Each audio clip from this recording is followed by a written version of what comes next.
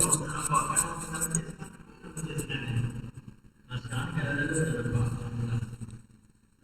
ada di sana dah pun lebih belum kerja saya daripada seorang anggota tentera. Tentera ni yang menunjukkan anggota tentera bidangnya kau agama angkatan tentera. Ya, untuk kenalan diri saya lah daripada kau agama angkatan tentera. Aku agama dalam tentera. Jadi perlibatan saya dengan jenazah ini saya kata telah 2 tahun lalu. Pengalaman saya yang paling ngeri sekali ialah semasa saya berada di Tambun dulu. Tahun pasukan di Tambun itu 10 ranger dulu kan. Saya dulu dalam pasukan 10 ranger. Ada sekali itu berlaku masa operasi dalam hutan kering sana. Pokok besar dia takut dalam operasi ini askar dia buat dia buat pos-pos dia di pokok besar kadang-kadang dengan pokok besar lah lagi diribut lompat di mana 6 orang jatuh habis mati sekali 6 orang bawa balik main kat surau dalam camp saya putra tu dalam Tambun. Jadi kita uruskan jenazah. Kemudian askar tuan-tuan yang tenggelam dalam air mati lemas 23 hari baru berubah.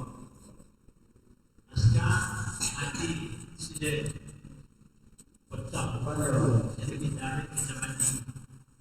Kadang-kadang ada kalangan kami sendiri besar-besar kakak ni orang agama ni yang baru-baru dalam masyarakat pandai lagi dia cuba air bersaipah berselera patah putih dan putih jadi putih pula otak putih macam putih pada kepala pecah kan jadi macam-macam lah saya baru urusan jenazah ini tentang yang maksudnya sebanyak untuk kenalan diri saya. Jadi satu yang kita mahu sekalian dalam urusan jenazah kita ni. Bisa dipakai. Apa tu? Rekaman mesti. Oh ya. Dalam pengurusan jenazah ni dia yang khususnya perkara wajib bagi kita ialah ada 4 perkara tuan-tuan ya. Ada 4 perkara. Mandi, kafan, sembahyang dan ke bumi. Kan? Itu dia punya perkara-perkara besar lah. Perkara-perkara besar yang kita mesti lakukan kepada si mati. Tetapi bukan sekadar itu. Apa yang kita nak sebut pada pagi ni, insya-Allah kita akan lihat daripada sakit lagi. Itu adalah tuntutan kita, tuntutan agama. Daripada sakit lagi. Kita dah mula mengambil tahu action daripada kalangan masyarakat. Ya? Daripada sakit, apabila kita mendengar saudara mara kita, bahkan ahli keluarga kita kalau sakit. Apa kita mesti buat? Terutama sekali lawatan lah. Lawatan kepada pesakit. Daripada kalangan keluarga, daripada kalangan saudara mara, sahabat handai dan sebagainya. Kita sekarang ni agaknya lawatan melawat ataupun ziarah, kita sebut sebagai ziarah, kurang sikit. Kurang sekarang ni. Dia macam tak berapa kisah dengar sakit. Oh, dengar sakit. Buat dok je. 2-3-4 hari tak tahu dengar-dengar dah mati. Allah. Apabila dah mati baru dia terkejut. Terkejut apa? Terkejut sebab mati. Sebelum mati tadi dengar sakit, okey tak ada apa-apa. Ya. Jadi kita tuntutan ziarah tuan-tuan. Jadi ziarah ni sebenarnya berdasarkan pada hadis Nabi sallallahu alaihi wasallam, kalau kita ziarah pesakit ni 70,000 malaikat mendoakan kita.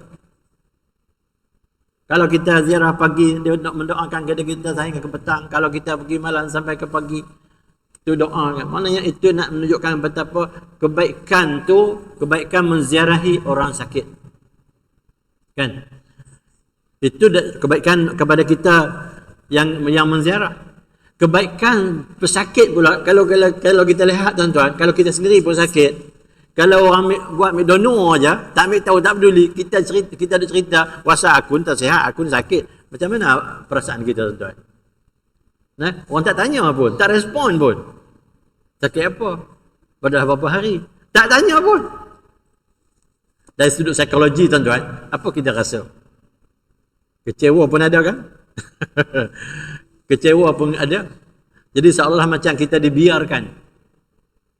Maknanya itulah sebabnya kalau apabila berlaku sakit ni tuan-tuan, apabila diziarah, maka di situ memberi satu kekuatan. Kadang-kadang dia sihat balik tu. Kalau duduk diam-diam seorang-seorang tidur lembek aja, tak sihat. Tapi kalau kawan-kawan dia pergi, dia bangun, dia sembang, ya Allah macam tak sakit pula dah. Tu bezanya. Kan? Kalau yang jenis kaki melawak, boleh melawak lagi. Padahal dia tak sihat, padahal dia sakit. Itulah kebaikan ziarah ni. Ya. Jadi kita akan lihat nota yang kita edarkan. Nota ini dah lama sebenarnya.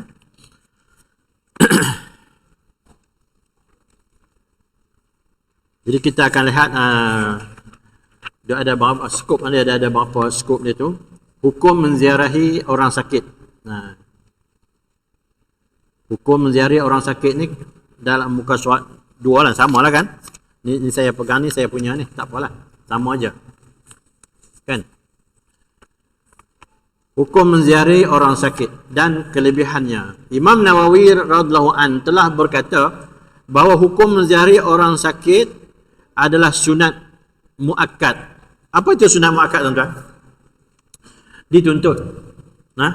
Jadi oleh kerana itu tuan-tuan yang dimati Allah sekalian, kalau sekiranya selepas ini kalau kita dengar orang sakit, seharusnya lah kita pergi ziarah lah. Sekejap je. Ziarah orang sakit pun dia ada adab dia. Jangan pergi sembang lama-lama.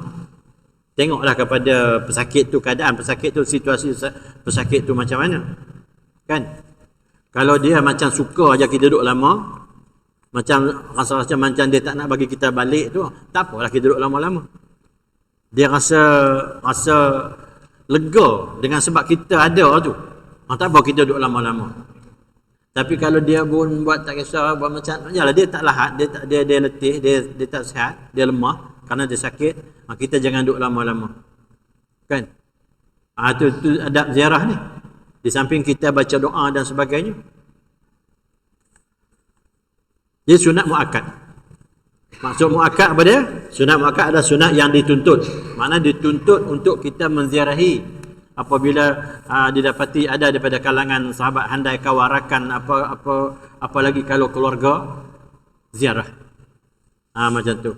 Bahkan ahli keluarga kita tuan-tuan, kalau kita ziarah ni dia lebih akrab, lebih hubungan silaturahim kekeluargaan kita lebih mantap dengan sebab ziarah menziarahi. Hari ini ahli keluarga sendiri pun macam seolah macam tak berminat untuk ziarah menziarahi.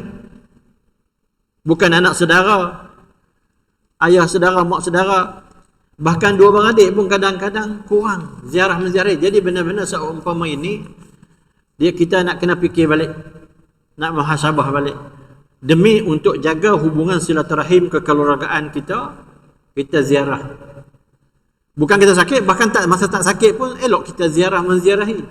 Demi untuk menjaga hubungan silaturahim daripada mak bapak kepada anak-anak. Sekarang anak-anak tak kenal ayah saudara dia. Orang Kedah kata pok penakan, mak penakan. Budak-budak tak kenal pok penakan pun.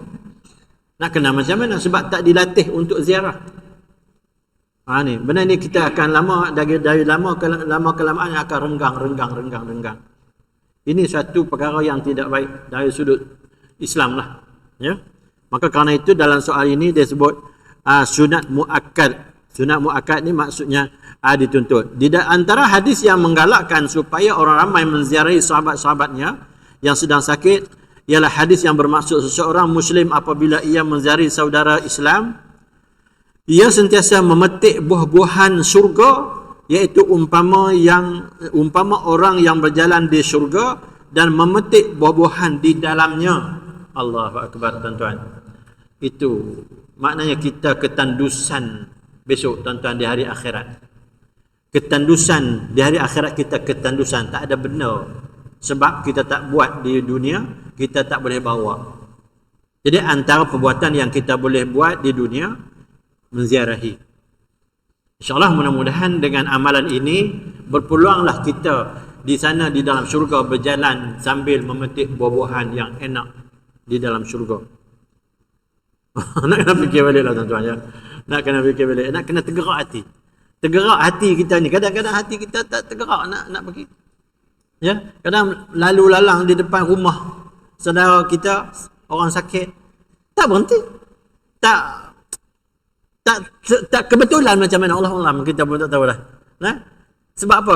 Sikap sambil lewa kita tu dia tidak berat. Bagi tujuan hubungan silaturahim. Kalau keluarga kita kata hubungan silaturahim. Kalau antara bukan keluarga kita kata hubungan sahabat handai. Hubungan kemasyarakatan, ukhuwah Islam. Kalau yang bukan daripada keluarga. Tapi kalau keluarga datang daripada tok nenek kita, itu dinamakan silaturahim. Tapi kita pukul rata aja kan. Sebut semua sekali silaturahim. Jadi istilah silaturahim ni datang daripada datuk nenek atas tu, pecah, itu silaturahim. Apa maksud silaturahim? Rahim yang mengandung, nenek kita yang mengandung dalam rahim tu. Rahim tu bina kasih sayang. Itu silaturahim. Tapi kalau bukan daripada ahli keluarga kita, dia kata kekeluargaan. Ukhuwah Islamiyah, innamal mu'minuna ikhwatun fa aslihu bain akhawaykum. Mana ukhuwah dari sudut agama Islam. Innamal mu'minun ikhwah. Sesungguhnya orang beriman itu bersaudara. Maka kata Allah Ta'ala, fa aslihu bain akhawaykum. Berbaik-baiklah kamu antara saudara dengan saudara kamu, saudara-saudara se-Islam tu maksudnya. Saudara se-Islam, saudara yang beriman. Itu orang yang bukan daripada keluarga. Tapi kalau keluarga, macam orang tu buat hari ini, sambutan atau majlis family day. Kan? Disebut sebagai family day. Itu keluarga. Keluarga itu, silaturahim. Bina untuk memperbaiki silaturahim, hubungan silaturahim. Satu pupu, dua pupu sekarang dah tak kenal tuan-tuan. Sepupu pun dah tak kenal lah. Keluarga yang paling dekat ialah sepupu. Dua beradik tu tak payah sebut lah, dah memang dua beradik kan. Sepupu antara pecahan dua adik-beradik yang paling dekat. Dah tak kenal. Sebab apa? Sebab tidak ada budaya ziarah menziarahi. Oleh kerana itu tuan-tuan, kita lihat balik betapa ziarah ini sunat muakkad, dituntut. Dalam hadis yang lain Rasulullah SAW pernah bersabda mengenai kelebihan ziarah orang yang sakit, yang bermaksud seseorang Islam yang menziarahi saudaranya yang sedang sakit pada sebelah pagi, 70,000 malaikat akan sentiasa mendoakan supaya diampunkan dosa-dosanya hingga ke petang, dan apabila ia menziarahi pada sebelah petang, 70,000 malaikat akan mendoakan supaya diampunkan dosanya hingga ke pagi, dan baginya kebun-kebun tempat memetik buah-buahan di syurga kelak. Apa komen tuan-tuan? Apa nak komen? Apa nak komen? Yang nak komen, memang kita tak nak buat benda-benda macam ni. Kita jarang buat benda-benda macam ni. Kita jarang praktik. Sekarang kita praktikkan balik.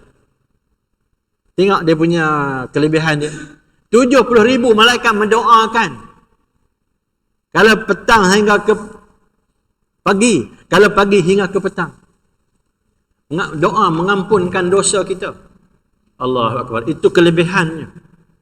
Jadi kelebihan-kelebihan seumpama ni di mana kita nak dapat, kita akan payah keluar duit tuan-tuan. Nak dapat kelebihan seumpama ini. Kita tak banyak duit. Kalau orang yang banyak duit bolehlah letak 100,000 bagi satu pembinaan sekolah agama. Letak 100,000 ini buat masjid. Letak 1,000 ini mahat tahfiz. Orang banyak duit. Kita duit tak banyak. Inilah benarnya nak buat. Nah, ini kalau nak dinilai dengan duit sebenarnya tak boleh nak dinilai, lebih besar lagi. Jadi oleh kerana itu tuan-tuan yang dimati Allah sekalian, hukum menziarahi orang sakit ni berdasarkan pada dua hadis ini. Sama-sama kita mengambil perhatian tuan-tuan. Baik tuan-tuan dan puan sekalian, adab ziarah orang sakit.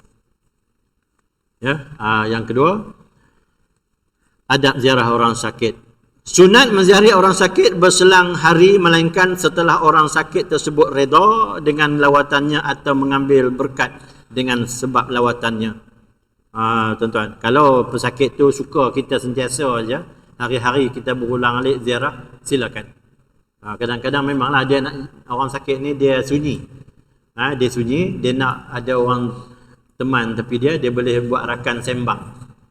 Daripada situ dia rasa macam lega sikit. Kalau demam, dikebah demam tu. Itu kebaikan. Makruh tinggal lama di tempat orang sakit jika dengan lawatan itu menyusahkan orang sakit tersebut. Ini kita kena faham lah. Orang yang melawat tu dia kena faham. Dia sendiri tu kena faham. Melihat keadaan, melihat situasi pesakit. Kalau pesakit tu macam nampak macam mideno, macam bad mood ya. Kita sembang, dia pun tak mahu nak sembang, mungkin dia letih dan sebagainya. Cukup sekejap. Cukup ambil masa sekejap sahaja. Memadailah sekadar kita tahu keadaan dia. Lepas tu kita balik. Kadang-kadang tunggu tak, teh tak sampai lagi. Kopi tak sampai lagi. Tak payahlah tunggu teh dia. Tak payahlah tunggu kopi dia. Kita nak bawa. Sebaiknya kita pergi ziarah, kita bawa lah. Bawa goreng pisang. Kalau petang bawa goreng pisang. Kalau pagi bawa apam ke apa ke. Kita yang bawa ni, kita pergi ziarah orang sakit, kita ada tunggu orang rumah orang sakit tu sendiri nak mengidang kepada kita. Ini tak betul tuan-tuan. Okey tuan-tuan ya. Sunat bagi orang yang berziarah duduk berdekatan dengan kepala orang sakit kerana terdapat sebuah hadis yang bermaksud Nabi SAW apabila menziarahi orang sakit, baginda akan duduk dekat dengan kepalanya. Melihat kepada orang sakit tu jugalah. Keadaan orang sakit, kalau dia memang sakit nak bangun pun tak boleh, dia hanya boleh bercakap sambil tidur saja, elok kita duduk dekat dengan dia, kita sembang dengan dia, sembang perlahan-perlahan. Ya. Jadi kita nak kena jaga adab kita. Kadang-kadang orang pergi ziarah orang sakit ni, yang pergi tu 2, 3, 4 orang. Yang bising 2, 3, 4 orang tu yang bising. Dia sembang sama-sama dia. Orang sakit macam dia duk sakit. Habis orang sakit ni fikir, depa ni main ziarah aku kan, main nak sembang kat sini. Kan? Dia pergi, kadang-kadang ada dalam Korea masjid ni. Okey, hari ni jom kita pergi ziarah kawan kita. Berapa orang kita nak pergi? Jomlah kita pergi 5-6 orang. Pergilah 5-6 orang. Pergi sampai sana dia sembang, riuh rendah 5-6 orang. Yang kawan yang sakit dia klik pok mata, klik apa? Depa ziarah aku tapi depa duk sembang. Itu satu hal yang berlaku. Yang kedua tuan-tuan, zaman hari ni zaman telefon. Dia pergi dia duduk pakat main telefon. Yang kawan tu duduk sakit, dia main telefon, tengok main game lah, tengok TikTok lah, tu gelak sama sendiri, jadi macam orang gila. Benar-benar ni tuan. Ini kita nak kena sedar lah benar-benar ni. Kalau dah pergi ziarah orang sakit, fokus kepada ziarah orang sakit. Tanya khabar dia, tanya apa keperluan dia. Bahkan kita mendoakan dia. Allahu Akbar. Tuan-tuan ya. Itu adab lah. Sunat menyuruh orang sakit menghiasi diri dan memakai bau-bauan khususnya pada hari Jumaat. Ini sunat menyuruh ni maksudnya bukan orang sakit tu kan kita nak suruh orang sakit tu sunat. Sebenarnya orang ahli keluarga dia kena sentiasa prihatin kepada kebersihan pesakit. Kadang-kadang kita lihat kita pergi tengok orang sakit, kesian dia. Pakai kain lusuh. Betul tak ya? Pakai kain lusuh, tempat tidur pun tilam tu toto ke tilam yang jenis nipis yang kat tu ke dah hitam. Ada tuan-tuan. Orang yang jaga dia tu tak kisah. Mungkin pakaian tu dah seminggu 2 minggu tak bertukarnya. Patutnya 1 hari 2 hari, hari kedua tukar pakaian baru. kalau mandi, sikat rambut dan sebagainya. Ini tanggungjawab orang hidup lah, orang yang menjaga. Ya. Tapi kalau tak melihat kepada keadaan, kadang-kadang kemiskinan menjadikan begitu. Jadi kalau begitu, kalau perlu bantuan kita, maka kita bantu. Kita yang pergi ziarah ni kita bantu. Yang tu yang terbaik sekali tuan-tuan. Kemudian sunat bagi orang yang berziarah membaca doa berikut. As'alullahal azim rabbul arsyil azim ayyashfiyak. Itu doa lah. Jadi doa-doa ni kalau siapa nak menziarahi, bacalah doa ni. Sekarang ni doa ni senang ya tuan-tuan. Apabila kita nak pergi ziarah orang sakit, tengok dalam handphone ya, doa ada je. Betul tak ya? Doa ziarah orang sakit. Type ya doa ziarah orang sakit, dia naik lah. Dia datang lah, baca tuan-tuan. Sebab doa ni kita bukan hafal sangat pun, kadang-kadang nak hafal apanya. Dia jarang-jarang sekali. Sunat bagi orang sakit yang boleh membaca supaya mendoakan dirinya sendiri dengan lafaz ni. Ini amalan kita sebenarnya, amalan masa kita hidup pun. La ilaha illa anta subhanaka inni kuntu minaz zalimin. Sepatutnya ini kita yang hidup lelo ni, kita rajin baca. La ilaha illa anta subhanaka inni kuntu minaz zalimin ni. Ini kita baca ayat ini. Sunat mengajar kalimah syahadah kepada orang sakit apabila sudah ada tanda-tanda nazak. Apa itu nazak tuan-tuan? Tanda-tanda nazak ni tanda-tanda hampir meninggal dunia. Dia dah menunjukkan tanda-tanda tu. Tanda-tanda bahawa dia ni dah tak lama ni. Nampak tenat sangat, nampak letih sangat, lemah sangat. Ya, maka kerana itu kita kena mengajar syahadah. Jadi biasa kalau dah lebih tenat, kita jangan suruh dia mengucap. Kita ni kadang-kadang silap. Mengucap. Duk suruh dia mengucap. Nak mengucap macam mana? Kawan tu letih dah. Ya. Mengucap ni, kita suruh mengucap tu, dia tak mampu lah. Melainkan kita lah disebut sebagai talqin. Lakinu mautakum. Tuan-tuan, pagi tadi saya kuliah subuh di Masjid Sungai Rakam. Saya baca bab talqin ni tuan-tuan. Mana dia? Ada dia sebut di situ ya.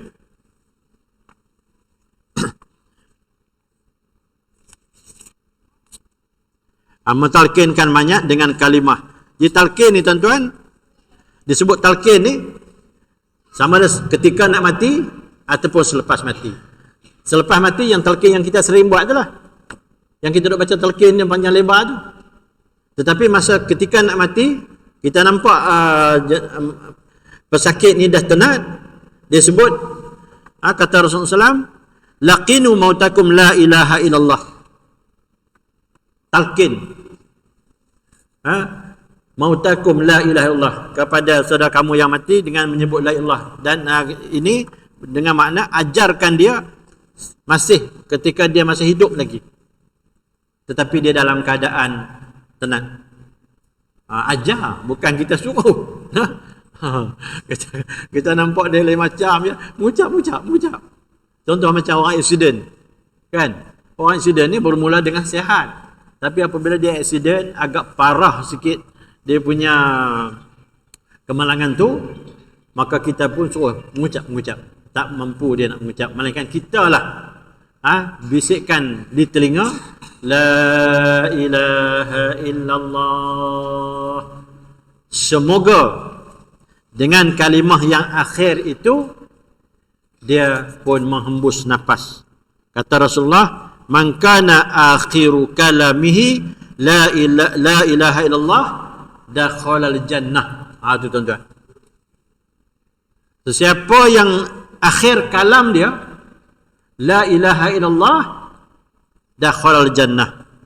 Ini hadis riwayat Abu Daud. Jadi oleh kerana itu tuan-tuan yang dirahmati Allah sekalian, kalau kita tengok dari sudut keseluruhannya, dakwah ni tuan-tuan, dari sudut dakwah, kita sebut sebagai dakwah ni, bermula daripada kecil sehingga kepada mati. Sehingga daripada lahir sehingga kepada mati. Kebaikan Islam ni. Lahir, macam mana keadaan lahir tuan-tuan? Apabila anak dilahirkan, apabila anak baby yang baru dilahirkan, azankah di telinganya, iqamah dah telinganya, telinga kanan, telinga kiri. Kenapa tu? Nak masuk ruh Islam tu. Maka tu bawa lah kehidupannya sampai tua, sampai ke mati, akhir kalam dia. Itu keadaan Islam, tuan-tuan. Dia tidak biar. Dia tidak biar hidup jadi sendiri je. Kebetulan begitu, tak. Dia mesti ada ilmu.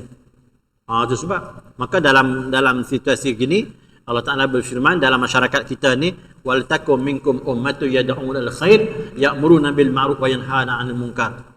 Jadikanlah satu golongan daripada kalangan kamu ni orang yang menyuruh kepada kebaikan, mencegah kepada kemungkaran. Kena ada. Alhamdulillah, komiti-komiti masjid akan sentiasa mengadakan program itu dan ini. Itu kira antaranya, tuan-tuan.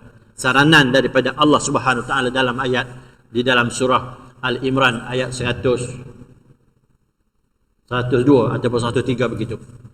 Wal takum minkum ummatu yad'una al khair ya'muruna bil ma'ruf wa yanhauna 'anil munkar. Kenapa, tuan-tuan? Karena kalau dia mati, kita nak mati dia tu mati dalam Islam. Maka kita plan daripada kanak-kanak yang baru lahir sampailah kepada nak mati tu tadi. Karena kita nak dia tu mati di dalam Islam. Allah Ta'ala sebut ayat yang sering kita baca hari Jumaat, wala tamutunna illa wa antum muslimun.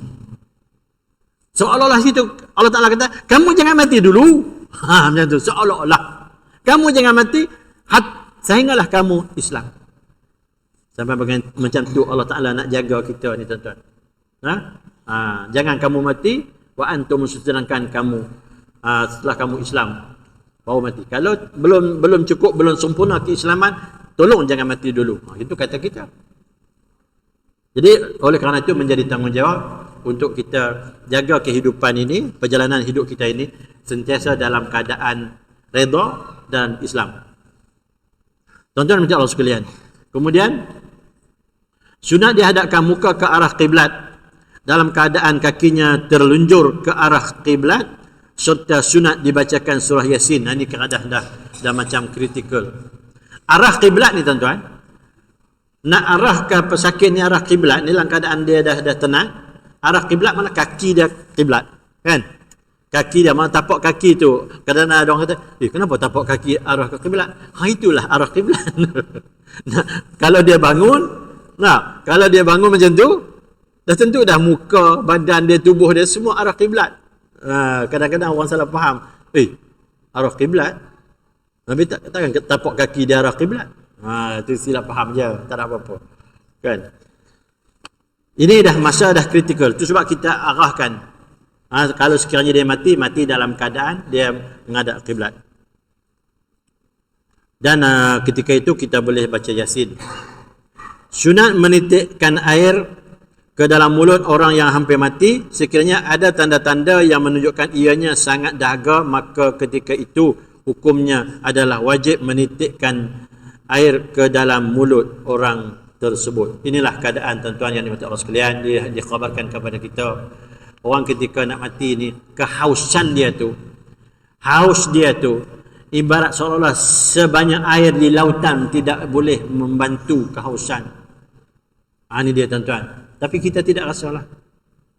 Orang yang ketika itu sahaja merasai, melihat kepada amalan dia, melihat kepada amal ibadat kita semasa hidup, mudah-mudahan boleh meringankan keadaan tu. Itu sebab dalam hadis Nabi sallallahu alaihi wasallam ketika nak mati ni, tuan-tuan, sakit nak mati tu bagaikan 1000 libasan pedang.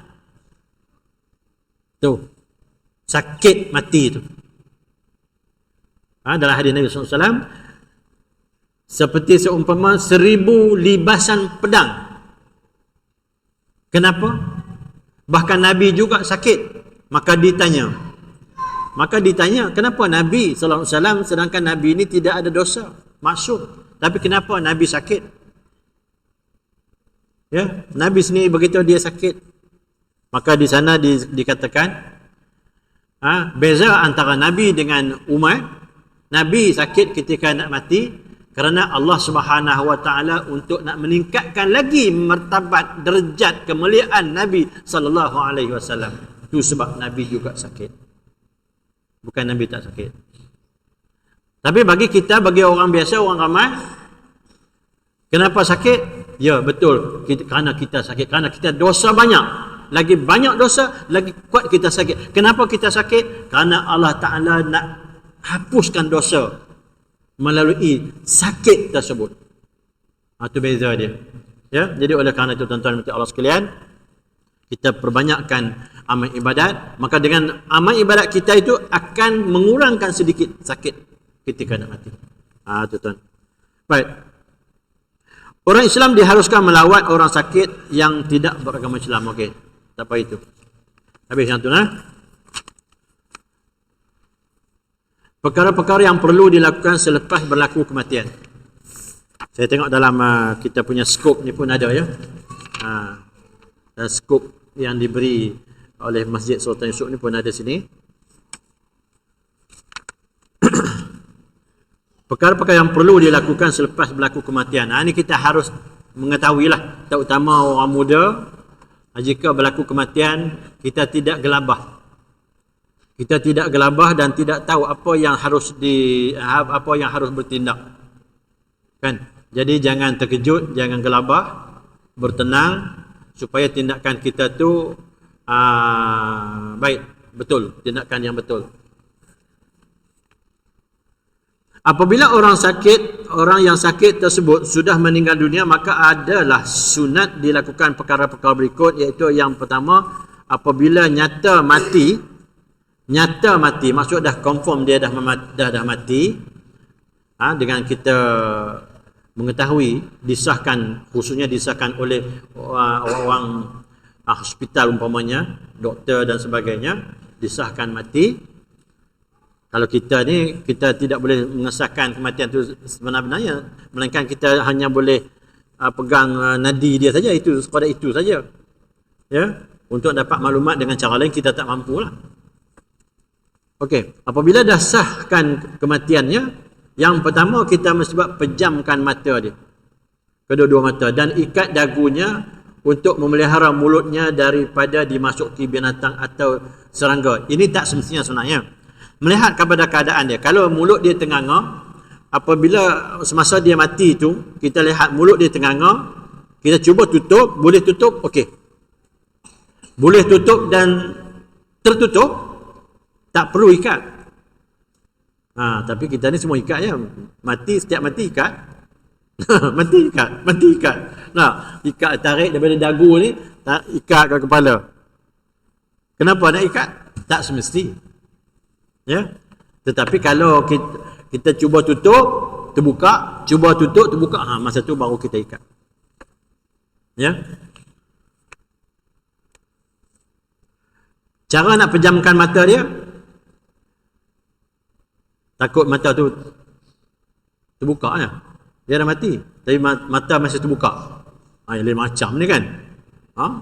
Tekan tak tutup, terbuka juga. Kita gunakan minyak lah. Pakai minyak atar ke, minyak apa-apa minyak yang boleh kita gunakan. Kita sapu di ibu jari ni. Tekan slow-slow, perlahan-perlahan. Tekan, pegang sekejap. Lepas buka boleh. Tekan, buka, lepas terbuka. Tekan, lepas terbuka. Tekan, lepas terbuka. Lain macam ni. Bagi lembutkan dia. Tapi kebiasaannya masa baru mati tu lembut. Jangan lambat. Itu saja. Dia dalam tempoh beberapa minit, 10 minit, setengah jam dan sebagainya, dia mula nak mengeras. Susah. Ya, masa baru-baru itu sebab orang apabila sakit, dalam keadaan sakit ni, ahli keluarga kena berganti menunggu. Jangan biar. Kadang-kadang biar dia seorang-seorang dia. Pipi tengok dah tak ada dah. Allah. Sedih kita dah buatnya. Biarlah. Ada paling kurang pun satu orang anak menunggu kat situ. Kalau apa-apa dapat bagi maklumat kepada orang lain cepat. Satu. Yang kedua, nak bertindak inilah. Kalau dia dah betul-betul mati, kalau kat hospital, kat katil hospital, nurse ada, doktor ada. Kalau doktor dah sahkan mati, buatlah ini. Perkara-perkara seumpama ini. Pejamkan mata dia. Kita sapu, lurut, sapu tu, insya-Allah Dia akan pejam mata. Senamkan segala sendi-sendinya dengan cara melipat kedua tangannya hingga ke bahu dan lipatkan kedua kakinya hingga ke paha. Kemudian letakkan kedua tangan di atas dada dengan tangan kiri di bawah tangan kanan seperti di dalam kedudukan sembahyang, ataupun luruskan kedua-dua tangannya ke bawah. Ini kita nak kena urut supaya dia tak keras. Tujuannya tuan-tuan ialah masalahnya ketika nak mandi. Kalau kita tak urut, tak minyakkan di sendi-sendi ini, dia akan jadi keras. Apabila keras nak mandi nanti dia kalau dah melebihi 3 jam, 4 jam, bahkan 5-6 jam, dia keras tu. Kalau keras tu buka boleh tahan. Tapi kalau keras yang rapat, keras dalam keadaan rapat, sedangkan kita nak mandi. Mandi ini wajib sampai air ke seluruh badan. Tetapi oleh kerana tangan dia agak dicekak kuat ataupun pelipatan dia ni lipat keras, kacau tuan. Jadi oleh kerana tu sebelum tu kita minyakkan dia. Sendi-sendi, sendi tangan, sendi jari-jari, sendi siku, bahu, kaki. Tu ni bagi orang hidup lah. Ya, itu sebab dia kena tunggu. Apabila orang dalam keadaan tenat ni, dah hampir nak mati, dia tak boleh tinggal. Kena bergilir daripada ahli keluarga. Jadi peserta kita ni ramai, kena ambil tahu lah. Daripada kalangan keluarga kita, jika ada ni, kita kena ambil tahu. Kena bergiliran. Tunggu, jangan tinggal. Sebab kita nak bertindak cepat apabila dia meninggal. Okey tuan ya. Tutup seluruh badannya dengan kain bersih supaya tidak terbuka auratnya. Hadis ada menyatakan bahawa dari Aisyah bahawa Rasulullah SAW ketika wafat baginda ditutup dengan kain. Terutama sekali macam orang lelaki tutup daripada leher ni, daripada dada, dua leher ni sampai ke lutut sekurang-kurangnya. Ya, tutup supaya aurat tak kelihatan. Tapi bagi perempuan keseluruhan. Tetapi kebiasaannya kita tutup semua lagi lah. Ya. Tapi kebiasaan orang kita ni dia tutup tempat muka pun ditutup kan. Muka ni kadang dia tutup dengan kain nipis, kain putih nipis. Supaya taklah dibuka memadai dengan lihat di bawah kain nipis saja. Tapi kebiasaan kita apabila pergi tengok berapa kali pun duk buka tu. Buka tutup, buka tutup, buka tutup. Padahal nampak aja kan. Itu passion kita nak buat macam mana kan. Patut tak payah buka tutup lah. Memadai dengan kain putih nipis tu muka tu, cukup lah. Macam tu. Ya. Ahli keluarga yang mampu hendaklah membayar segala hutang piutang si mati, sama ada dibayar dengan harta peninggalan atau dengan pertolongan keluarga. Sabda Nabi SAW yang bermaksud, diri orang mukmin adalah tertanggung pada hutangnya hingga selesai daripadanya.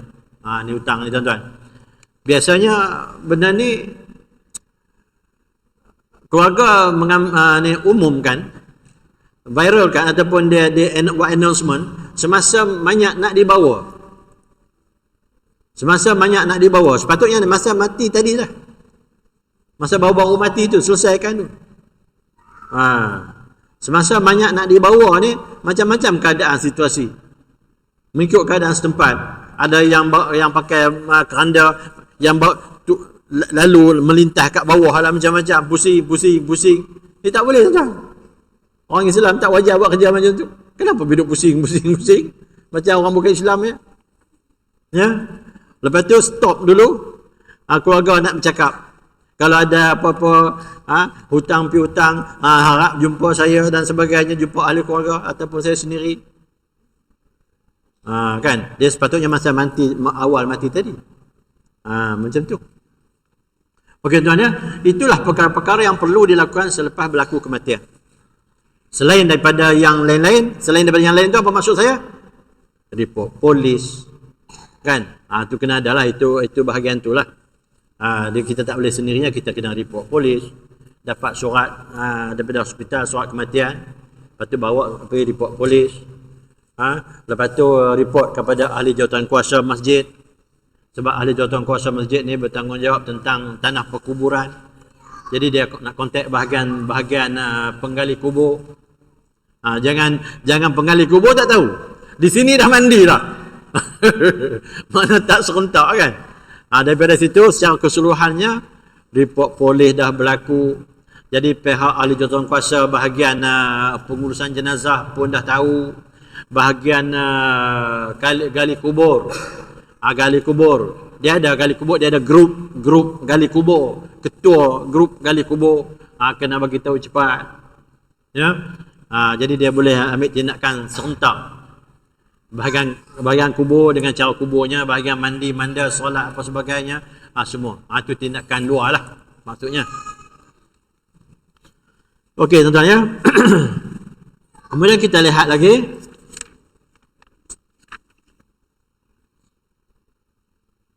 Mana tadi? Sunat memberitahu kepada orang ramai tentang sesuatu kematian supaya ramai orang yang datang untuk menyembahyangkan dan bukan bertujuan untuk bermegah-megah. InsyaAllah mudah-mudahan kita tidak nak megah apa pun. Tapi sebaiknya orang datang ramai itu. Solat yang ramai ini lebih baik berbanding dengan semayang yang tidak ramai. Terutama itu sebab kalau semayang yang berlaku pada hari Jumaat, solat jenazah selepas solat Jumaat, alhamdulillah. Kemarin saya solat jenazah ada satu masjid hari Jumaat. Ramai orang, alhamdulillah. Dia Bilal masjid tu dah 30 tahun. Ya. Cuma di situ dari segi bagusnya bagus jugalah kan. Anak yang imamkan solat tu. Tapi sepanjang doa dia, saya dengar, saya duduk belakang dia je. Tak ada pun doa kepada jenazah tu. Ini pun satu hal juga ya. Ya, macam doa selepas solat Maghrib, solat Isya dia. Allahumma inna nas'aluka salamatan fid din wa dunya wa afiyatan fil jasad wa ziyadatan fil ilmi wa barakatan fil rizqi wa taubatan qabla al maut. Nah, panjang lepas satu doa, lepas doa, tapi doa untuk jenazah tu tak ada. Ni pun satu juga. Wahai orang muda, saya nak sebut, kena ambil faham. Doa khusus untuk jenazah tu ada. Minta ubah kata ni ALF 494 nak turun barang. Ini ada pengumuman ya, minta tolong kereta ALF 494 minta tolong ubah jap ya. Sebab nak turun barang tadi. ALF 494. Okey. Okey, nak cerita tadi tuan ya. Jadi bagi orang muda, anak-anak, baik sangatlah anak-anak yang mengimamkan solat jenazah ayahnya. Tapi di situ kena ambil tahu. Cepat-cepat. Apabila berlaku kematian saja, kita kena cepat-cepat. Tu saya kata nak cepat bertindak tu. Ya, menyeluruh. Tindakan kita tu bersifat menyeluruh. Termasuklah kita sebagai anak, apabila kita yang ada kemampuan untuk menjadi imam solat kepada seorang bapa, apa harus kita buat? Apa harus doa yang kita doakan? Jadi apa yang saya nampak hari itu, tak ada satu doa yang menjurus kepada ayah. Paling kurang tuan-tuan, doa dalam solat jenazah tu lah. Nah, kalau hak lain tak ada kan? Kan solat dalam solat jenazah tu rakaat pula. Takbir pertama Fatihah, takbir kedua selawat, takbir ketiga doa. Apa doanya?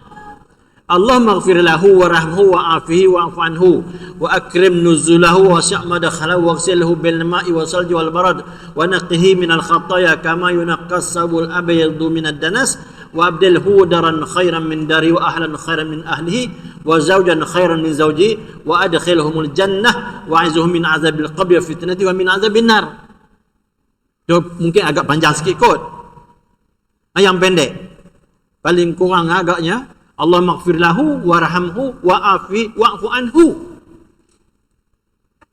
Tak ada tuan-tuan. Tak ada doa untuk jenazah. Ni pun tak kena juga. Tu jadi sebagai kursus kita ni, orang muda kena ambil tahu lah. Kan? Sekarang ni mudah sangat. Nak dapatkan doa itu, doa ini, kita main Google tengok, cepat-cepat baca. Allahu Akbar. Kan? Jadi saya dengar, mana orang lain pun samalah dengar macam tu lah juga, ya. Baguslah dari satu sudut, alhamdulillah anak mengimamkan solat jenazah bapa, tapi doa. Tuan-tuan, ya. Jadi kita takut pula nanti timbul fitnah dan sebagainya. Okey tuan, ya. Kemudian yang akhirnya, letakkan gunting atau seumpamanya di atas perut si mati supaya perutnya tidak kembung. Ini sama ada logik ataupun tidaklah. Kebiasaannya tuan-tuan ada munasabah dia, tapi gunting ni boleh ke? Boleh ke untuk tidak kembung perut kalau perut tu nak kembung? Kan? Tapi ada setengah tempat tuan-tuan, dia letak garam sekampit sekilo tu, dia letak atas perut. Tu ada munasabah dia, sekilo garam, tapi dia letak di bawah kain lah. Allah, dia letak di bawah kain, bukan di atas kain. Nanti dia letak ada tangan orang apa benda ni. Mana banyak ni nak kacau garam, nak kacau gula kat mana pula ni? Kan? Waktu mana dia nak bancuh air pula kawan nak mati? Tak. Tujuan dia simbolik untuk tidak perut tu kembung. Tuan-tuan, ya. Harus. Habis. Kemudian tindakan pihak tertentu apabila mendengar sesuatu kematian. Okey tuan-tuan, ya. Hendaklah menerima maklumat kematian itu dengan betul dan jelas, dengan menentukan sama ada si mati itu lelaki atau perempuan, atau kanak-kanak perempuan, dan juga menentukan keadaan mayat tersebut sama ada uzur ataupun tidak. Jadi apabila kita menerima sesuatu berita kematian, kita kena betul-betul jelas. Sekarang ni banyak sangat diviralkan. Kadang-kadang hak tak mati pun sebut mati. Apabila kita dapat tasahih berita tu, nak sahihkan berita tu dengan tak mati. Allah, mana cepat sangat viral dia kata kematian ni. Ramai kadang-kadang main-main. Benda ni bukan benda main. Ya. Bahkan kalau kita nak viral kepada orang pun, kita sendiri nak confirm betul-betul dulu, baru kita boleh bagi tahu ke orang lain. Kadang-kadang orang si mati yang dikatakan mati tadi tu, dia sendiri yang WhatsApp balik kat kita, ni aku dah ada ni, aku tak mati lagi. Inilah keadaan hari ni tuan-tuan. Benar-benar yang tak boleh dimain-mainkan. Jadi oleh kerana itu kesimpulannya, apabila dengar berita kematian, confirmkan terlebih dahulu, sehingga kita yakin, ya, dapat 1-2 maklumat tambahan, confirm dah betul, barulah kita boleh bagi tahu kepada orang. Dan juga kematian tu nak lihat lelaki ke perempuan. Kenapa kita nak tahu sangat lelaki ke perempuan? Memang pengurusan lelaki, pengurusan perempuan. Itu sebab kita nak tahu berita kematian tu lelaki atau perempuan. Jadi pihak pengurusan, khususnya pihak masjid, akan kontak grup mandi jenazah perempuan. Dia ada grup dia. Kalau lelaki, nak kontak grup mandi jenazah lelaki. Itu tuan-tuan, ya. Itu perlu kita tahu lelaki atau perempuan. Dan juga keadaan mayat. Mayat ni mayat mati biasa, mati aksiden dan berbagai-bagai. Kalau mati aksiden memang parah betul, kepala dah tak jadi macam kepala, badan dah tak jadi macam badan, macam mana keadaan dia pengurusan jenazahnya? Kita ingat macam biasa je, kan? Dia aksiden. Allahu Akbar. Bagai-bagai, ya. Mudah-mudahan kita jauh daripada perkara-perkara itu. Okey tuan-tuan yang dirahmati Allah sekalian. Habis dah, ya. Tindakan pihak tertentu apabila mendengar satu kematian. Okey, yang itu tadilah. Setelah maklumat itu diterima dengan jelas, tentukan pembelian alat kelengkapan dan pengurusan pengambilan jenazah jika mayat di hospital. Tuan-tuan, kalau mayat di hospital, jadi kita nak kena pastikan nak bawa van kita ataupun nak uruskan dengan van hospital dan sebagainya. Jika mayat berada di hospital, hendaklah pergi dengan membawa bersama sebuah pengusung sebiji bantal dan 2 helai kain cadar putih. Kita bawa, kita standby daripada tempat kita. Ya. Kita bawa siap-siap. Macam saya zaman dulu, zaman saya bekerja dulu, askar kalau meninggal dunia, dia bawa bantal baru lah. Bantal baru, kain baru, kain cadar tu duduk dalam plastik hak kerajaan itu. Bawa pergi hospital, bawa balik. Cuma kami dulu situasi orang ni, dia kata apabila cadar tu, bantal tu digunakan untuk pesakit, untuk si mati, lepas tu buang. Betul? Betul kan? Tak boleh dah, tak boleh, kena badi. Badi apa benda badi? Badi orang mati. Allahu alam. Saya tak nak komen sangat. Ini masing-masing kan. Ada yang sekarang memang tak boleh. Saya pengalaman saya, beberapa kali orang mati, bantal orang nak buang saya ambil. Cadar putih yang elok tu, keluar dari plastik tu, tutup mayat kena darah, orang nak buang, saya ambil. Ambil rendam, cuci bersih, saya buat tidur. Buat selimut. Macam tu lah, bertahun-tahun. Habis orang nak buang. Apa benda baru dalam plastik, hanya tutup mayat sedikit, kena darah sikit. Sama ada guna untuk semasa mandi dan sebagainya. Lepas tu kumpul, masuk dalam plastik hitam, nak buang. Ya Allah, benar ni elok. Saya ambil, saya basuh, bersih, saya tidur. Bungkus tidur nyenyak je, tak ada apa-apa pun. Kadang-kadang orang takut, tuan-tuan. Allah Alam, tuan-tuan macam mana? Saya tak nak komen sangat. Sebab ini perbezaan antara satu dengan yang lain lah. Saya biasa sekali, tuan-tuan, mayat jatuh dalam air 2-3 hari di Sungai Banding. Sungai Banding kat sana tu, Gerik ke mana tu.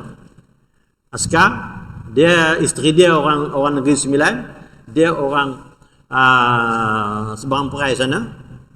Apabila mati, isteri dia Negeri Sembilan, dia nak balik juga suami dia ke Negeri Sembilan.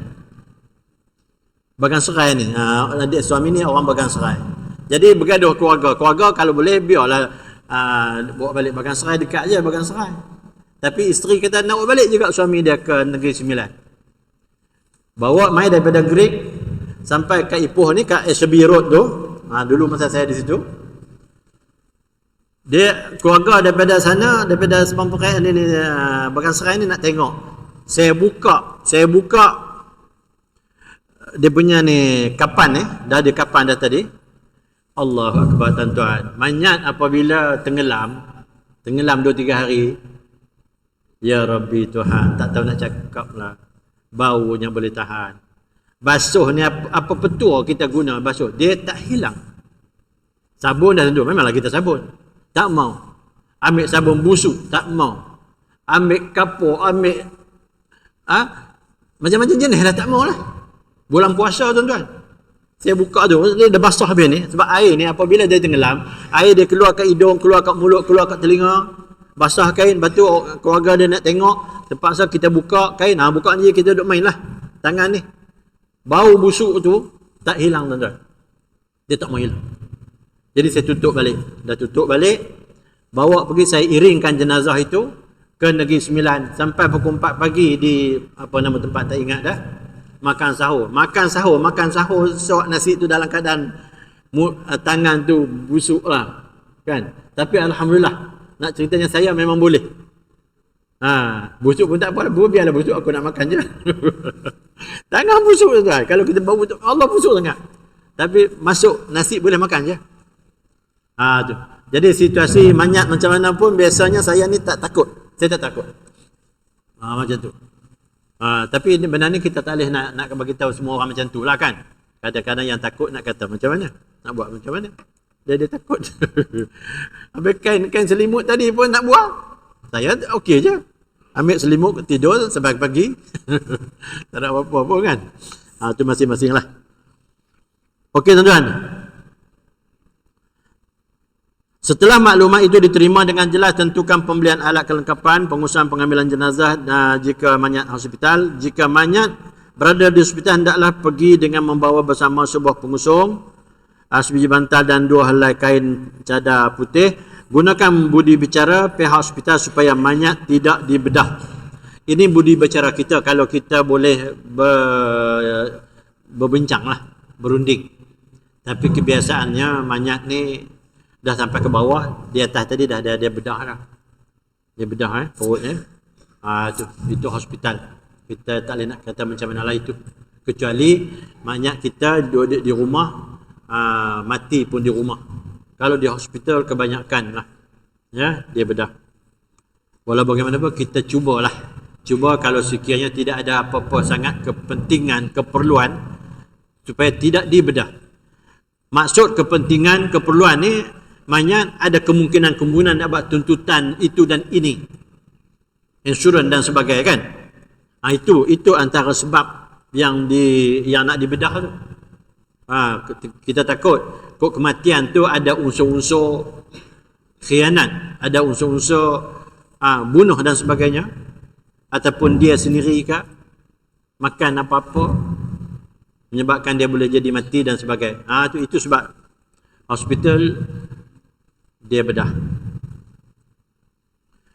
Yang kelima, tentukan mayat dibawa dengan perlahan dan didahulukan kepala dalam keadaan seluruh badan ditutup. Apabila sampai di masjid atau di surau atau di mana mayat itu hendak diuruskan, maka hendaklah diletakkan mayat tersebut di tempat yang senang diziarahi dengan menghadapkan mukanya ke arah kiblat seperti dalam keadaan sembahyang. Tuan-tuan ya, itu cara kita letaklah, cara nak letak mayat. Hendaklah menentukan supaya si mati sentiasa berada di dalam keadaan aman dan tenang dan tidak menangis di pihak keluarga dengan tangisan yang kuat seolah-olah tidak redha dengan takdir Allah. Ini pun nak kena jaga tuan-tuan ya. Menangis memang siapa tak menangis. Boleh kata kebanyakan menangislah. Ya. Lebih-lebih orang tua kalau cucu meninggal. Kalau isteri meninggal dia tak apa menangis sangat tuan-tuan. Jangan ada buat main. Kalau isteri meninggal dia tak apa-apa nak menangis sangat. Dengan harapan ada yang lain lagi kot agaknya. Allah Akbar, itu nak dipikir kan. Tapi kalau isteri, suami yang menangis, bagi isteri, suami yang meninggal, itu dia menangis kuat. Sebab dia kehilangan. Dia rasa kehilangan. Dia kehilangan suami. Lebih-lebih suami ni orang yang bertanggungjawab, orang yang baik, ketua keluarga yang hebat, tiba-tiba kehilangan. Jadi tiang seri dia dah tak ada. Tu. Okey. Itu sebab orang perempuan ni, suami isteri nak kena baik. Suami pun baik, isteri pun baik. Supaya apabila isteri mati, suami tu sedih. Jangan suami tu macam senyum tak senyum macam kan. Okey. Jadi isteri suami ni dia kena terasa hati suatu kehilangan.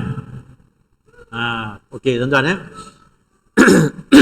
Jadi kalau pun menangis, jangan sampai orang kata meronta-ronta, pukul dada. Ini seolah-olah tidak redha dengan takdir kematian itu tadi. Ini kerja Allah Ta'ala. Okey tuan-tuan, kita sampai pukul apa ni untuk slot pertama ni? Habis? Ya. Pukul 9.30, 9.45. Okey. Kalau habis tu apa, rehat ke? Teruskan? Okey. Ada kain-kain apa semua di sini tak? Kain alat-alat tu bawa mai sini dulu. Sebab apa? Kita akan tengok presi ni. Lepas tu kita akan sekalikan dengan peralatan.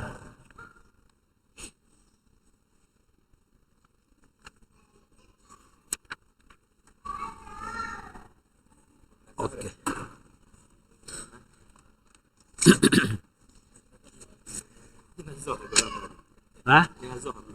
Jenazah belum, tak apa. Jenazah masa praktikal nanti.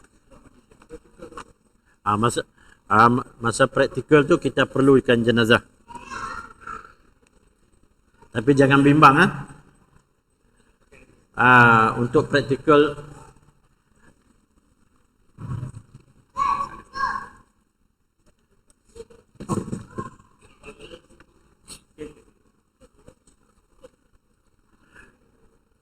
okey. Untuk praktikal ni kita akan guna jenazah hidup ya. Tahu ke jenazah hidup? Siapa jenazah hidup?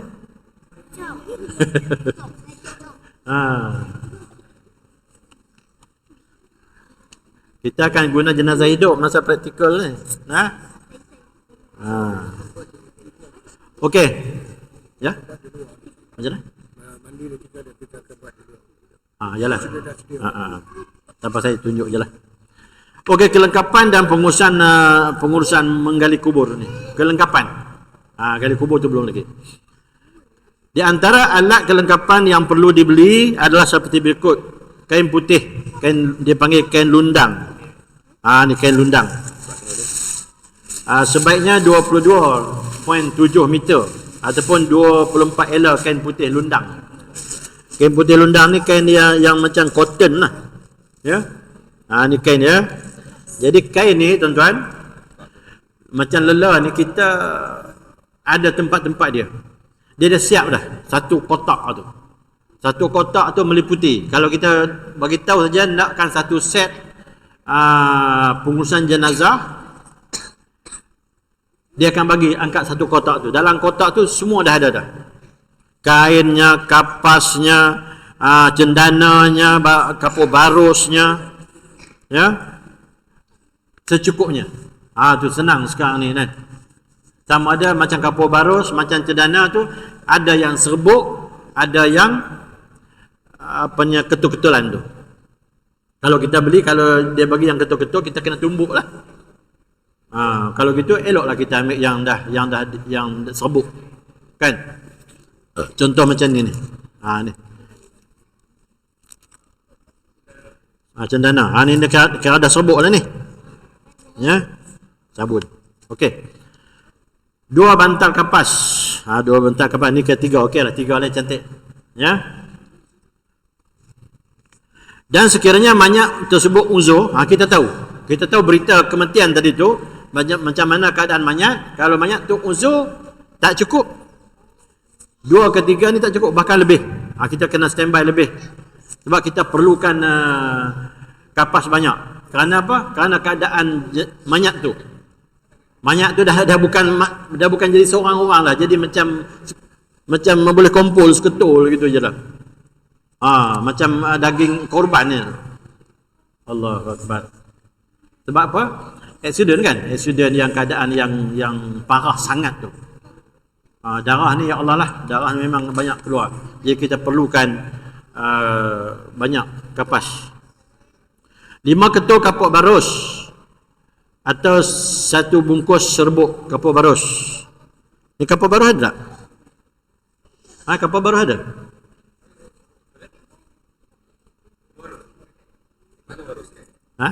Oh ni dia. Oh tak perasan. Ni kapur barus kapur barus. Ni daun bidara. Daun bidara. Ya. Rasulullah SAW, Nabi dia gunakan daun bidara, air daun bidara. Daun bidara ni ada setengah pokok bidara yang tak berduri. Dalam Quran dia sebut pokok bidara yang tak berduri, tapi kita kebanyakan daun bidara pokok bidara berduri kan? Ada kan? Boleh pergi masjid saya. Oh ya. Okey, alhamdulillah. Saya jarang jumpa pokok bidara yang tak berduri. Pokok bidara yang berduri ni kalau kita tanam kat rumah, masalah tuan-tuan, apabila dah besar nak buang pun susah sebab dia duri dia. Jom tengok, dia nak sangkut saja. Tu berduri. Okey tuan-tuan ya. Ada ya? Okey. 1 botol air mawar. Ni air mawar ya? 1 botol minyak atar. Minyak atar, sekeping tika ukuran, sekeping tika. Tika ni kalau di kampung-kampung dulu, tika mengkuang tu lah. Tika mengkuang tu memang praktikal betul.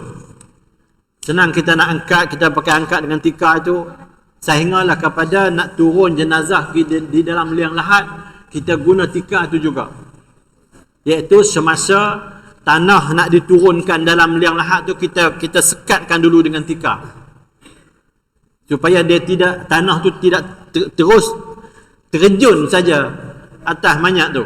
Betul tak? Tu dari sudut praktikalnya memang cantik, tikar mengkuang. Tapi sekarang nak dapatkan tikar mengkuang tu tak ada kot tak? Oh, ada juga? Oh, alhamdulillah. Kalau ada juga, alhamdulillah.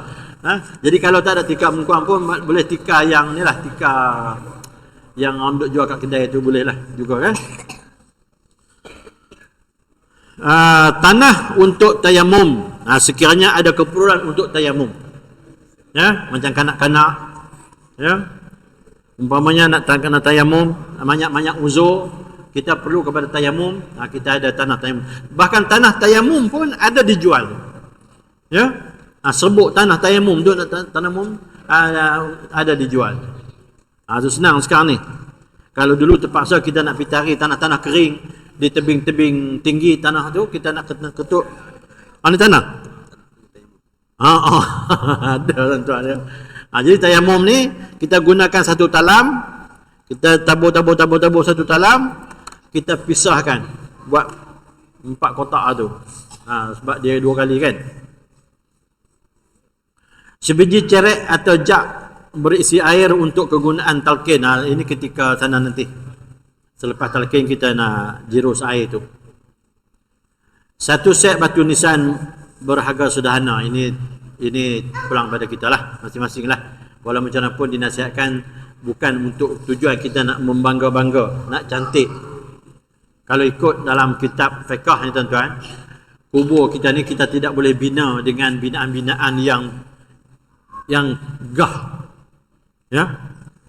Itu satu. Yang penting kubur kita ni tak boleh dibina supaya nanti orang lain boleh masuk, mayat lain boleh masuk.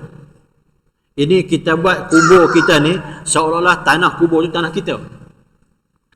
Tanah kubur tu bukan tanah kita. Tanah wakaf. Kita submitkan kepada Jabatan Agama Islam. Mereka duk jaga tanah tu. Kita hanya boleh masuk saja. Tapi bukan kita boleh buat macam hak kita. Maka kerana itu kita lihat kubur ni dibina. Bina tu dengan tingginya. Sepatutnya tak boleh tuan-tuan. Besok apabila kawasan tanah wakaf tu penuh, nak pergi tanam mayat di mana pula? Cuba kita tengok perkuburan Baqi'. Yalah, perkuburan Baqi' di Madinah. 1000 tahun. Sampai sekarang duk boleh masuk. Kenapa? Tidak ada masalah dengan binaan. Yang kita ni bina, lagi kaya, lagi kuat binaan, lagi kuat, lagi besar binaan, lagi cantik. Cina dia beli. Kita bukan beli. Ya? Tak boleh. Sepatutnya tak boleh. Kita buat hanya sekadar untuk mengenali saja. Cukuplah.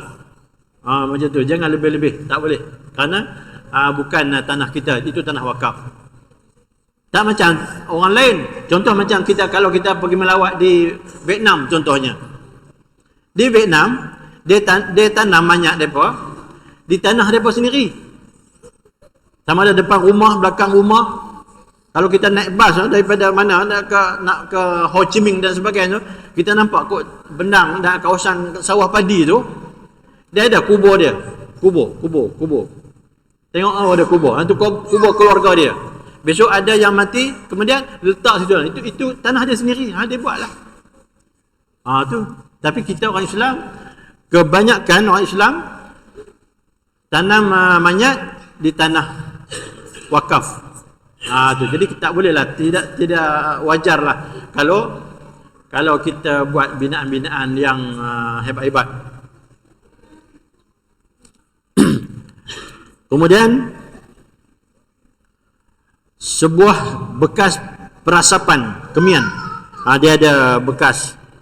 Tak apalah, kita bagi tahu je lah kan. Sebaiknya benda ini ialah ketika mayat ada.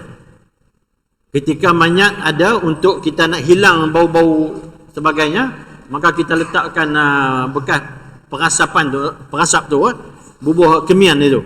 Jadi dia bau kemian tu. Biar dia bau kemian, tapi bukan bau mayat. Tapi macam sekarang tak payahlah kan. Sekarang nak buat apa kalau dalam masjid. Satu kotak putik kapas. Ni putik kapas. Putik kapas Putik kapas bagi tujuan bersugi. Sekarang ni dia guna untuk putik kapas. Kalau dulu dia guna kain ni, dia koyak kain ni, dia koyak kecil-kecil, lepas tu dia gulung untuk bersugi dan bersih telinga, kuku, celah-celah jari, celah jari kaki, celah jari tangan, kuku, mata, hidung, gigi. Itu digunakan dengan kain ni kalau dulu. Tapi sekarang ni lebih mudah, dan apa alatan ada digunakan yang ini.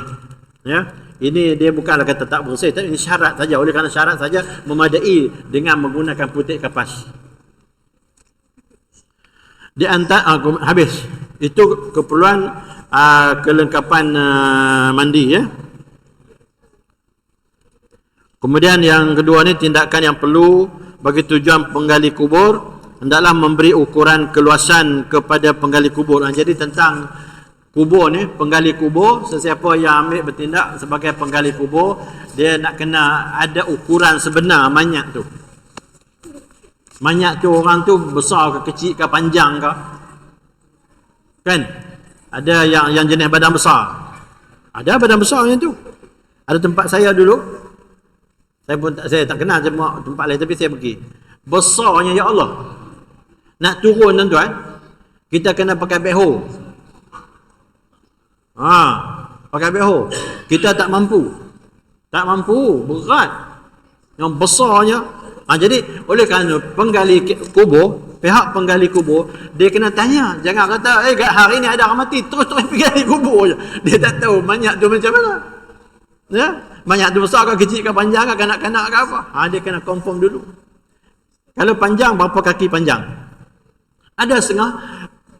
Dia gali, confident dia. Apabila bawa mayat pergi, nak masuk tak boleh. Mayat tu panjang berbanding dengan liang kubur tu pendek sikit. Terpaksa waktu itu juga kena potong. Allahu Akbar. Tuan-tuan. Itu yang mana kena tahu tu, pihak penggali kubur juga kena arif benda ni, apa harus dia ketahui.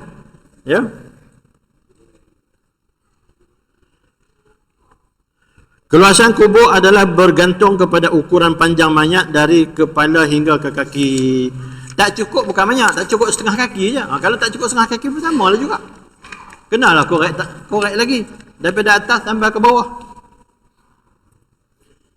Penggali kubur juga perlu diberitahu bahawa mayat tersebut akan ditanam bersama-sama dengan keranda bagi tujuan keluasan kubur. Itu ikut keadaan tempat. Ada kadang-kadang kita guna keranda, kadang-kadang setengah tempat tidak guna keranda. Cuma jenazah tu saja, mayat tu saja yang turun. Satu. Yang kedua, cara liang lahat. Lahat tu, lahat sama ada tebuk ataupun lahat di tengah-tengah lubang kubur itu sendiri. Tapi kalau hak yang jenis tebuk itu lagi cantik lah. Itu pun sebenarnya melihat kepada keadaan tempat. Tempat berair, tempat tanah pasir, tempat tanah biasa lah, tanah merah ni. Kalau tanah biasa, tanah merah ni memang bagus, senang. Sama ada kita nak buat lahat tengah-tengah pun boleh, ataupun kita nak buat lahat tebuk pun boleh. Tapi kalau lahat tebuk tu memang cantik, senang kita nak masuk jenazah, dan kita nak iringkan jenazah untuk arah kiblat, muka dia arah kiblat tu. Lepas tu kita buat sendal di belakang dia saja. Tu cara dia lah kan. Jadi benda ini pihak penggali kubur dia kena arif benda ini. Dia kena arif macam mana keadaan nak tanam tu. Okey tuan ya. Okey. Habis yang itu, kemudian secara teorinya memotong kain. Okey, kita lihat satu persatu memotong kain. Potong kain pun dia ada grup dia. Orang bahagian potong kain dia pakar.